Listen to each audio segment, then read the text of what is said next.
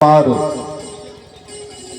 दत्तात्रेय भगवान जो भगवान के 24 अवतार में एक अवतार है दत्तात्रेय का, जो 24 गुरु बनाए।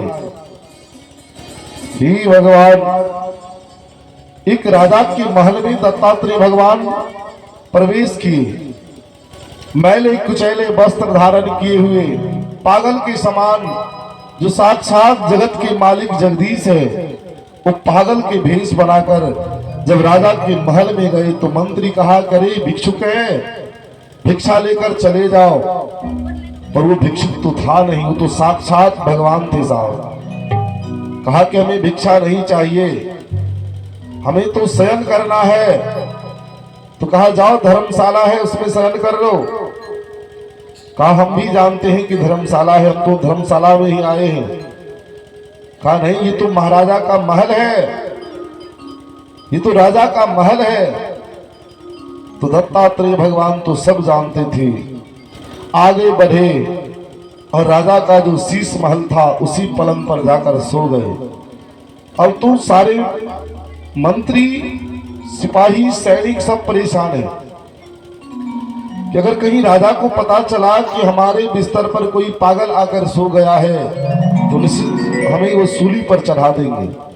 एक एक शब्दों को ध्यान से सुनो भैया। अब तो राजा के सैनिक परेशान। तब तक राजा भी महल में प्रवेश किए। सबके सब महाराज धीराज की जय हो, महाराज धीराज की जय हो आवाज लगा रहे हैं। पर जो पागल भेष में दत्तात्रेय भगवान आए थे, उसी राजा के पलंग पे ठाठ से सो रहा है। जब राजा निकट आए तो क्रोध के मारे लाल हो गए। अरे ये चांडाल दुष्ट कौन है, ये तो अभिवादन भी नहीं किया और मेरे पलंग पर, भला एक पागल मेरे पलंग पर सो जाए, ये आश्चर्य की बात नहीं तो क्या है। कहा महाराज हम बार बार प्रयास किए कि ये भाग जाए, पर ये कहता है कि हम धर्मशाला में आकर सोए हैं और धर्मशाला किसी का नहीं होता। राजा को बड़ा क्रोध आया। राजा निकट गए, कहा उठकर बैठ जाओ, ये मेरा महल है। तो दत्तात्रेय भगवान जोर जोर से हंस रहे। कहा तेरा है? कहा ये मेरा महल है। करे हम तो समझ रहे थे ये धर्मशाला है। कहा नहीं, ये मेरा महल है और ये पलंग भी मेरा है। भला इस पर तुमने सोने की जरूरत कैसे की? मैं तुम्हें सूली पर चढ़ा दूंगा। कहा राजन सूली पर तो बाद में चढ़ाना, पहले बताओ ये तुम्हारा है? कहा मेरा है। कहा तो बताओ इससे पहले किसका था? इससे पहले भी ये किसी का था? कहा इससे पहले हमारे पिताजी के थे। कहा वो कहां गए? तो राजा की पसीना छूट रहा है साहब, राजा की पसीना छूट रहा है। कहा पिताजी कहां गए? तो कहा वो तो परलोक चले गए। कहा उससे पहले भी ये किसी का था? कहा हमारे दादा के थे। कहा तो फिर दादा कहां गए? कहा वो भी उससे पहले परलोक चले गए। कहा उसके बाद उससे पहले, कहा परबाबा का था। कहा तो ये सब गए कहां? कहा सब परलोक चले गए। कहा जब किसी का नहीं हुआ तो तुम कैसे कहते हो ये मेरा है? तुम्हारे बाद भी इसको कोई दूसरा भोगेगा। तो बताओ हमने धर्मशाला कहा तो गलती किया क्या? राजा चरणों में साष्टांग प्रणाम किए, चरणों में साष्टांग प्रणाम किए कि हे भगवान आप कौन हैं? तो दत्तात्रेय भगवान राजा को दिव्य उपदेश दिए। राजा दत्तात्रेय भगवान के दास बन गए। बोली भक्तवत्सल भगवान की गए। तो निवेदन, ये सब तो पंचायती धर्मशाला है साहब। जिस प्रकार अगर हम ट्रेन में सफर करते हैं, सफर साथ साथ टिकट अपना अपना, ट्रेन में कई गांव के लोग बैठते हैं और जहां तक का जिसका टिकट होता है उस स्टेशन पर वो उतर जाते हैं। ये मोह नहीं करते ये ट्रेन मेरा है, वो जानते थे केवल मैं टिकट का अधिकारी था। उसी प्रकार इसमें जो आत्मा है इस शरीर का कभी मोह नहीं करता। जिस प्रकार हम ट्रेन को छोड़कर चले जाते हैं कि मेरा नहीं, उसी प्रकार इस शरीर से आत्मा छोड़ करके चला जाता है, कितना भी सुंदर क्यों न हो। इसलिए गोस्वामी बाबा कहते हैं कि बुद्धि बड़ी चतुराई बड़ी, बुद्धि बड़ी चतुराई बड़ी और सुंदरता तन में प्रगति है। मान बरो धन धाम बरो यस कीरति ही जग में प्रगति है। कई लोग बुद्धि पर भी अभिमान करते हैं कि हम बड़े बुद्धिमान हैं साहब। कई लोग अपने चतुराई पर अभिमान करते हैं कि हम बड़े चतुर हैं। बुद्धि बड़ी चतुराई बड़ी, लोग सुंदरता पर भी अभिमान करते हैं। क्या हमने विचार किया कि जिस सुंदरता पर हम अभिमान करते हैं, सुंदरता कितने देर साथ देता है? 50 के बाद तो सुंदरता भी बिगड़ जाता है साहब। सुंदरता तन में प्रगति है। मान पर अगर किसी को मान प्रतिष्ठा मिला है तो उस पर अभिमान करते हैं। धन धाम भरो, संपत्ति पर अभिमान करते हैं। झूमत द्वार गजेंद्र हजार, इंद्र के समान संपत्ति है। झूमत द्वार गजेंद्र हजार, मानो इंद्र हो से कछुना ही घटी है। कहा किसी वस्तु की कमी नहीं है। तो गोस्वामी बाबा कहते हैं कि एक चीज की कमी है, तुलसी जगदीश की भक्ति बिना जैसे सुंदर नारी की नाक कटी है। कहा सब कुछ है और अगर भगवान का भक्ति नहीं है तो तुलसी जगदीश की भक्ति बिना जैसे सुंदर नारी की नाक कटी है। अगर कोई सुहागन स्त्री हो, शरीर को गहने से सजा ले और अगर उसकी नाक कट जाए तो क्या उसकी सुंदरता की कोई मायने रहता है? कोई मायने नहीं रहता। उसी प्रकार ये शरीर है, कितना भी सुंदर है, संपत्ति है, सब है, और अगर जीवन में भक्ति नहीं है तो हमारा भी वही हाल है। उस सुहागन स्त्री के समान जिसकी नाक कटी है, ये विचार करने की बात है। तो हम सब अंत काल में सब कामना करते हैं कि मैं प्राण त्यागूं तुम सामने हो, हे नाथ नारायण वासुदेवा। उस वक्त तो सबको याद आता है, जीवन भर काम को सत्य मानो, पर अंत में क्या होगा? अंत में तो केवल राम नाम सत्य होगा साहब, राम नाम सत्य होगा। उस वक्त कोई कहेंगे कि काम सत्य है, काम सत्य है, कोई नहीं कहते हैं। उस वक्त तो सब गाते हैं कि राम नाम सत्य है। एक गांव में जैसे आज आपके गांव से एक महानुभाव जो भगवान के गोद में है साहब, और मैं प्रमाण के साथ कहता हूं उसकी दुर्गति नहीं हो सकता, क्योंकि जिस गांव में कथा हो रही है वहां पर काल नहीं आते हैं, वहां तो भगवान आते हैं। वो निश्चित भगवान के गोद में गए होंगे, किसी प्रकार का संशय नहीं है। निवेदन किए थे ना कि जे मानवाह पाप करतस्तु सर्वदा, जो सदा पापी है, दुराचारी है, और वो भी अगर भगवान का नाम अंत समय में गाले तो भगवान अपने गोद में बैठा लेते हैं। अजामिल की कथा में श्रवण किए ना, इस महापुराण में अजामिल की भी कथा है। कथा का सागर है श्रीमद् भागवत महापुराण।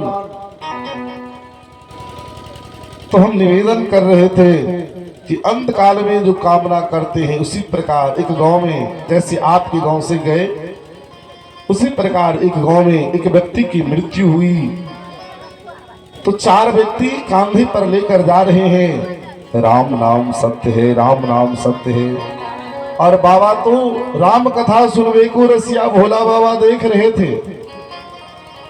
भोला बाबा कह रहे कि ये तो हमारे पार्टी का आदमी है। कहा ये सब तो हमारा पार्टी है, हम भी राम नाम सत्य कहते हैं और ये भी राम नाम सत्य गा रहा है, तो क्यों ना हम इनके साथ चले। भोला बाबा भी उन लोगों के साथ शमशान की तरफ जा रहे हैं। राम नाम सत्य है, भोला बाबा भी मस्ती में गाते जा रहे हैं। जब शमशान में गए तो भोला बाबा को बड़ा विचित्र विडंबना लगा। जैसे ही सबको कांधे से नीचे रखा साहब, तो जो सब राम नाम सत्य कह रहे थे, अब वो सब भी काम को सत्य कह रहे हैं। वो सब भी अब वहां से विचार कर रहे हैं, अरे कठियारी का निमंत्रण तो किसी का छोटा नहीं, परिवार वाले तो सब आए हैं। भोला बाबा के नेत्रों से आंसू जा रहा है। अरे दुष्ट, अरे पापी, इस भूमि पर भी आकर तुम परिवार को ढूंढ रहा है। अरे यहाँ तो भगवान को ढूंढने की आवश्यकता है, यहाँ तो केवल भगवान को ढूंढो, क्योंकि इसी चिता में तुम्हें भी जलना होगा। कुछ देर के लिए भले हमारा भी बैराग उत्पन्न होता है, हम भी कुछ देर के लिए सोचते हैं कि इसी में हमको भी जाना है साहब, पर भगवान की माया इतनी प्रबल है कि उसी शमशान में भी ये मोह निकल जाता है। भगवान की माया कितनी प्रबल है। भोला बाबा विचार कर रहे हैं, कह रहे ये सब तो झूठा है, आज तो हम भी धोखा खा गए अपने नेत्रों से। हमने इसे अपना माना कि ये हमारे पार्टी का आदमी है, राम नाम सत्य गा रहे हैं, पर ये तो झूठा है। जब सब शमशान से चले आए तो शमशान में सदा बाबा निवास करते हैं। शमशान की सारी राख अपने शरीर पर बाबा ओस लिए। आज भी देखते हैं ना कि चिता भस्मा लेपो, चिता भस्मा लेपो, चिता का भस्म बाबा क्यों धारण करते हैं? बाबा कहते हैं कि आप धन्य हैं कि कम से कम आपके साथ साथ पापी से पापी व्यक्ति भी राम नाम सत्य गाते हुए यहाँ तक आए हैं, आप धन्य हैं। और उसी दिन से बाबा चिता का भस्म अपने शरीर पर धारण कर रहे हैं। बोले भक्तवत्सल भगवान की जय। तो निवेदन, जितने देर हम भगवान से दूर है, कहा हनुमंत विपत्ति प्रभु सोई, जब तब सुमरन भजन न होई। कहा जितने देर अगर भगवान का भजन नहीं हो रहा है, उतने देर के लिए हम सब विपत्ति में हैं। इसलिए निवेदन, अगर आप किसी के मन में ये चल रहा हो कि हम आज असोच में हैं, तो भगवान की कथा सुनने क्यों जाएं, कैसे जाएं, तो निसंदेह आप सादर आमंत्रित हैं। अगर आप कथा में बैठते हैं तो आपका कोई असोच नहीं रह जाता, आप तो शुद्ध हो जाते हैं, विशुद्ध हो जाते हैं, क्योंकि भगवान की नाम का वो प्रभाव है। नाम के प्रभाव से आज बहुत ही सुंदर प्रसंग है। कल तक की कथा में हम सब श्रवण किए थे, आज हम उससे आगे कथा बढ़ा रहे हैं। इसलिए 2 बार ताली बजाकर श्रद्धा प्रेम से विश्वास से भगवान के नाम को गा लें।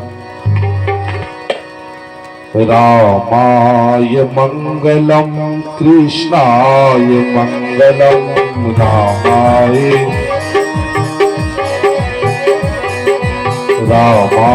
मंगलम कृष्णाय मंगलम, रामाय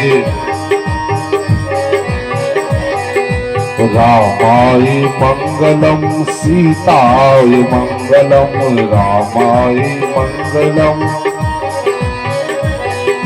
सीता सहित रामचंद्राय मंगलम, सीता सहित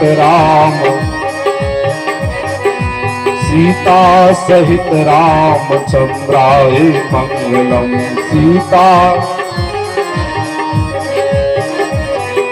राधाय मंगलम कृष्णाय मंगलम, राधाय मंगलम कृष्णाय मंगलम, राधाय मंगलम,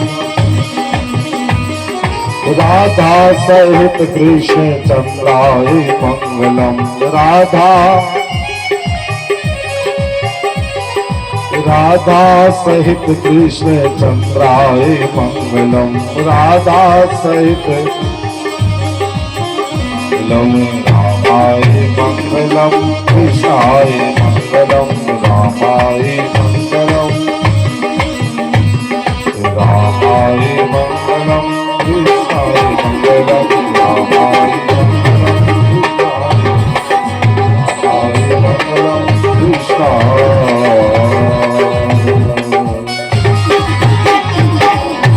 श्री गोविंद भगवान की। तो कल तक की कथा में हम सब श्रवण किए थे साहब, परीक्षित महाराज का जन्म। भगवान कन्हैया परीक्षित जी को बचाए। आज जब परीक्षित महाराज का जन्म हुआ तो भगवान को ढूंढ रहे हैं कि कहां चले गए। जो श्यामले मूर्ति जो मां के गर्भ में दर्शन दिए थे वो कहां चले गए। तो भगवान उनका नाम परीक्षित रखे। आगे आज भगवान कन्हैया विदा ले रहे किससे साहब? पांचों भाई पांडव से। कहा अब तो तुम सब विजय श्री को प्राप्त हो गए हो, महाभारत जैसे युद्ध को जीत गए हो। अब मुझे द्वारका भी जाना है, वहां की प्रजा का भी हाल देखना है। और जैसे ही सुना, जैसे ही भगवान ने कहा कि हमें द्वारका जाना है, तो सबके नेत्रों से आंसू जा रहा है। पांचों भाई पांडव अलग अलग बैठ करके रो रहे हैं साहब, अलग अलग बैठ करके रो रहे हैं। ये कथा अगर आप एकाग्रचित्त होकर सुनते हैं साहब, तो ये कथा क्रीम है। क्रिमिनल को भी ये क्रीम बना देते हैं। रत्नाकर डाकू कौन थे? आज वो वाल्मीकि बनकर रामचरितमानस की रचना कर दिए। ये कथा की प्रभाव है। क्रिमिनल को भी अगर कोई क्रीम बना दे तो ये भगवान की कथा है साहब। आज पांचों भाई पांडव रो रहे हैं, बिलख रहे हैं, मानो जिस प्रकार से जल से किसी मछली को बाहर निकाल दी जाए और जल के याद में तड़पता है। आज जैसे भगवान इतना कहे कि हमें द्वारका जाना है, तो पांचों भाई पांडव रो रहे हैं। द्रौपदी महारानी रो रही है और पांचों भाई पांडव की मां है कुंती। हे भगवान, अब तो पांचों भाई रो रहे थे, भगवान कन्हैया सबको संतावना दिए। रथ सज के तैयार है। इस दृश्य को आप देखिए साहब। भगवान एक चरण रथ में दिए हैं, दूसरा चरण भगवान का भूमि पर है। एक हाथ से रथ के पकड़े हैं, दूसरा चरण उठाने वाले थे रथ में डालने के लिए। उसी समय कुंती महारानी आती है। विपदाः सन्तु नः शाश्वतन्त्रः तत्र जगद गुरु। चरणों में प्रणाम कर रहे हैं। इस प्रकार पाहि नाथ कही पाहि गुसाई। पाहि नाथ कही पाहि गुसाई। धोकर पराई लकुट की नाई। धोकर पराई लकुट की नाई। पाहिनाथ पाहिनाथ। कुंती महारानी चरणों में गिर गए। अब तो भगवान कन्हैया चौंक रहे कि अब क्या है, ये है कौन। और जब अपने हाथों से कुंती को उठाते हैं तो कुंती महारानी के नेत्रों से झरझर आंसू जा रहा है। ये पांचों पांडव के माथे कुंती महारानी, और कोई नहीं, भगवान कन्हैया के दीदी थे, बुआ थे साहब। भगवान कन्हैया मुस्कुरा करके कुंती महारानी से कह रही, अरे बुआ, अरे दीदी, ये क्या कर रही हो? इतने बड़े पाप हम पर क्यों लाद रही हो? भला मैं तुम्हारे भतीजा हूं और मैं तुम्हारे चरणों में गिरूं, ये शोभा की बात है। आज तुम मेरे चरणों में क्यों पड़ी हो? कुंती महारानी कन्हैया से कह रही कि अरे माखन चोर, तुम्हारी माया इतनी प्रबल है कि तू जीव को रिश्ते में बांधते रहता है। किसी को मित्र बना लेता है, किसी को भाई बना लेता है, किसी को दीदी बना लेता है, किसी को माता बनाता है, किसी को पिता बना लेता है। पर आज तेरी माया इस कुंती पर पड़ने वाली नहीं है। आज तेरी माया इस कुंती को कुछ बिगाड़ नहीं सकती। अरे तू तो साक्षात इस जगत का मालिक है और मैं आज अपने भतीजे के चरण में नहीं, आज तो मैं जगत के मालिक के चरण में पड़ा हूं। बोली भक्तवत्सल भगवान की जय। भगवान कन्हैया कुंती महारानी को उठा रहे हैं, मुस्कुरा रही, करे बुआ ये क्या कर रही तू? अरे आज तक तू हम अपने हाथों से खिलाई है और आज मुझे भगवान कह रही है? मैं भगवान नहीं, मैं तो तुम्हारा भतीजा हूं। कुंती महारानी नहीं मानी तो भगवान मुस्कुराते मुस्कुराते कह दिए, अरे बुआ जब भगवान मान ही ली हो तो हमसे कुछ मांग लो। बोली भक्तवत्सल भगवान की है, कुछ मांग लो। अगर हम सबों के बीच भगवान आकर कहे कुछ मांग ले तो क्या मांगते साहब? 7 पीढ़ी का उद्धार की बात मांग लेते हैं। 7 पीढ़ी तक भोजन करे उतने अन्न मांग लेंगे, उतने संपत्ति मांग लेंगे, धन मांग लेंगे। पर कुंती महारानी ऐसा नहीं किए, आंचल फैला दिए। कन्हैया के आगे आंचल फैला कर करे, कन्हैया अगर देना है विपदा संतहु न शाश्वतम तत्र जगद्गुरु भगवतो दर्शनम अस्यात् पुनर्भव दर्शनम। आज तो अपनी बुआ की झोली में दुख डाल दो। हे भगवान, जैसे ही दुख मांगा तो भगवान फिर जोर जोर से हंस रहे हैं। अरे बुआ क्या मांग रही हो? दुख? दुख क्यों मांग रही हो? जीवन में कब तुम्हें सुख हुआ जो तुम दुख मांग रही हो? जन्म कहीं और हुआ, पालन पोषण कहीं और हुआ।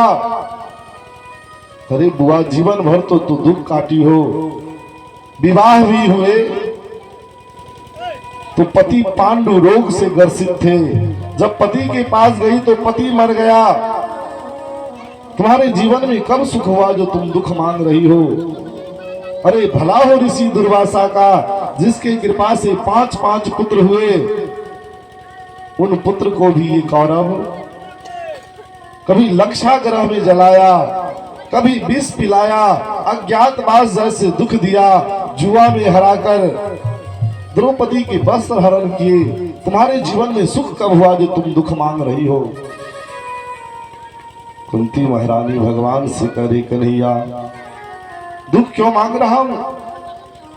अरे कन्हैया दुख इसलिए मांग रहा हूं कि जब तक हमारे ऊपर दुख का पहाड़ था तब तक तुम हमारे साथ थे, और जब आज खुशी की घड़ी आई, जब आज हमारे पुत्र महाभारत जैसे युद्ध को तुम्हारी कृपा से जीत गया, तो आज तुम हमसे दूर जा रहे हो। बोली भक्तवत्सल भगवान की जय।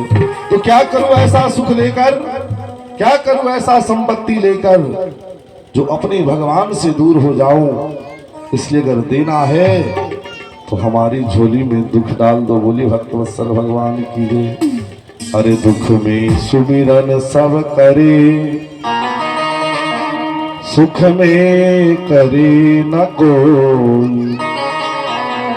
कहा दुख में तो सब भगवान को भजता है, दुख में सुमिरन सब करे, सुख में करे न कोई। अगर जीव पर दुख आता है साहब तो किसको याद करते हैं? हे भगवान किसी प्रकार से हमारा विपत्ति टल जाए और कहीं सुख की घड़ी आती है